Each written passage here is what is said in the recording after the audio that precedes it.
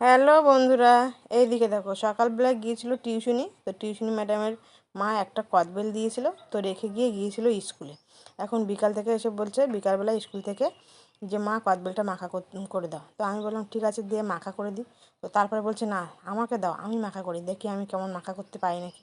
তাই আমি বললাম ঠিক আছে, তুই তাহলে মাখা কর।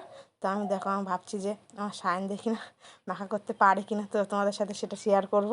তো এইদিকে দেখো কদবেলটা কিন্তু একা একাই ফাটিয়েছে, আমাকে ফাটাতে দেয়নি।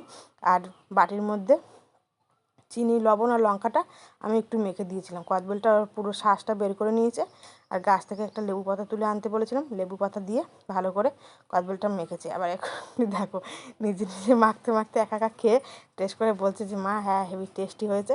এদিকে মাখানোর পর আমি বললাম হাতে দে, হাতে করে খাই। তো বলছে না, হাতে করে দিলে হবে না, তোমার যে বাটি আছে মানে কদবেলের ইয়ে, সে তার মধ্যে করে দেবো। তো দেখো দুজনের জন্য আবার কদবেলের মানে ইসে করে সাজিয়ে দিচ্ছে, ওর একটা আমার একটা। তো দেখো কদবেলটা আমরা দুজনে নিয়ে নিয়ে খাচ্ছি। তো আমাদের কদবেল মাখাটা তোমাদের কেমন লাগলো অবশ্যই জানিও বন্ধুরা। টাটা।